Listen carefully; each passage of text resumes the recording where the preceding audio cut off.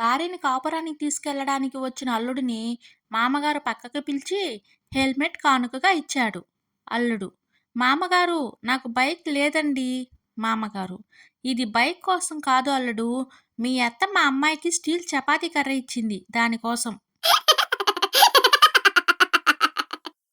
తండ్రి: ఏరా, స్కూల్కి ఎందుకు వెళ్ళలేదు? కొడుకు: మీరే కదా నాన్న వెళ్ళొద్దు అన్నారు. తండ్రి: నేనెందుకు వెళ్ళొద్దు అన్నాను? కొడుకు: ఎక్కడైతే మనకు నిత్య అవమానం ఎదురవుతుందో అక్కడికి వెళ్ళకూడదు అన్నారుగా. అప్పారావు: మీ ఆవిడ పుట్టినరోజు బహుమతిగా కారు కొనమంటే డైమండ్ నెక్లెస్ కొనిచ్చావేంటి? సుబ్బారావు: నకిలీ డైమండ్ తేగలం కానీ నకిలీ కారు తీసుకురాలేం కదా.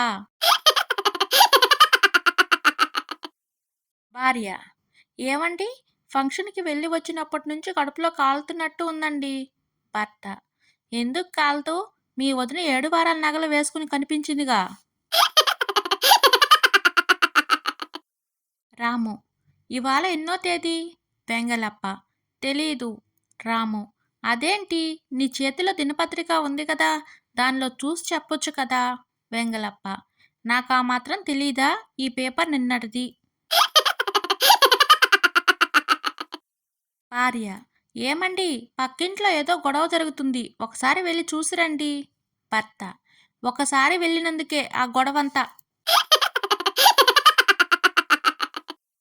భార్య: ఏమండి, నేను మీ దగ్గరకు రాగానే మీరు కళ్ళజోడు పెట్టుకుంటారెందుకు? భర్త: నీకు తలనొప్పి ఎప్పుడు వస్తే అప్పుడు కళ్ళజోడు పెట్టుకోమని కళ్ళ డాక్టర్ చెప్పాడు. జైలర్: రేపే నీకు ఉరిశిక్ష అమలు చేస్తాం, మీ ఆఖరి కోరికేంటో చెప్పు. ఖైదీ: నిన్న మెడ పట్టేసింది సార్, దయచేసి నన్ను తలకిందులుగా ఉరి తీయండి.